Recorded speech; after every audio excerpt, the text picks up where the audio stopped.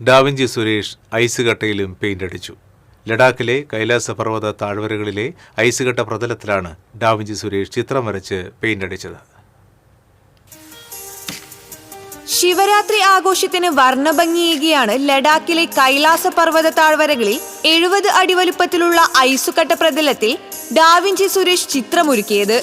Emulsion സ്റ്റൈനറുകൾ ഉപയോഗിച്ച് -12 degree തണുത്ത കാലാവസ്ഥയിൽ ഐസുകട്ടയായി ഉറച്ചുകിടക്കുന്ന പ്രതലത്തിൽ 6 മണിക്കൂർ കൊണ്ടാണ് ചിത്രം വരച്ചെടുത്തത്. ഡാവിഞ്ചി സുരേഷിന്റെ 98ാമത്തെ മീഡിയമാണ് ഐസുകട്ടയിലെ പെയിന്റിംഗ്. ലഡാക്കിലെ പോലീസിന്റെ പ്രത്യേക അനുമതിയോടും സൈനിക ഉദ്യോഗസ്ഥരുടെ സഹായത്തോടെയുമാണ് ലോകത്തിലെ ആദ്യത്തെ ഐസിലെ ഏറ്റവും വലിയ ചിത്രം തീർക്കാനായത്. ഫെബ്രുവരി 9-നാണ് ഡാവിഞ്ചി സുരേഷും സംഘവും ദൗത്യവുമായി ലഡാക്കിലെത്തിയത്.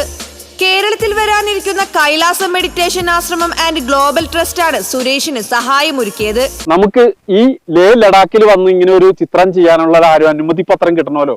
അതിന് ഏറ്റവും സഹായമായിട്ടുള്ള എൻ്റെ നാട്ടുകാരനായിട്ടുള്ള കൊടുങ്ങല്ലൂരുള്ള മേജർ ജനറൽ ഡോക്ടർ വിവേകാനന്ദൻ സാറാണ്. അദ്ദേഹം മുഖേനയാണ് ഇവിടുത്തെ പട്ടാളക്കാരുമായിട്ട് ബന്ധപ്പെട്ട് അതുപോലെ പോലീസുമായിട്ട് ബന്ധപ്പെട്ട് നമുക്ക് വേണ്ട അനുമതി പത്രങ്ങളെല്ലാം വാങ്ങിത്തത്. ഒരുപാട് വർഷങ്ങളായിട്ട് മനസ്സിൽ കൊണ്ടടക്കുന്ന ഒരാഗ്രഹമാണ് ഐസും കട്ടയിൽ പെയിന്റ് അടിക്കണം എന്നുള്ളത്.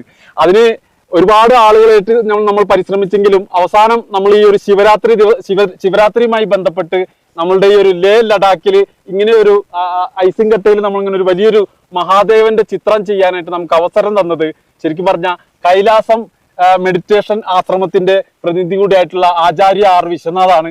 കൈലാസം ഗ്ലോബൽ ട്രസ്റ്റ് പ്രതിനിധി ആചാര്യ ആർ വിശ്വനാഥൻ, ക്യാമറാമാൻ സിംബാദ്, സുരേഷിന്റെ മകൻ ഇന്ദ്രജിത് ഡാവിഞ്ചി എന്നിവരാണ് യാത്രാ സംഘത്തിൽ ഉണ്ടായിരുന്നത്. തീയിലും വെള്ളത്തിലും ചിത്രം വരച്ചിട്ടുള്ള ഡാവിഞ്ചി സുരേഷ് ഇപ്പോൾ ഐസ് കട്ടയിലും ചിത്രമൊരുക്കി ശ്രദ്ധേയമാവുകയാണ്. TCV news, Kodungallur.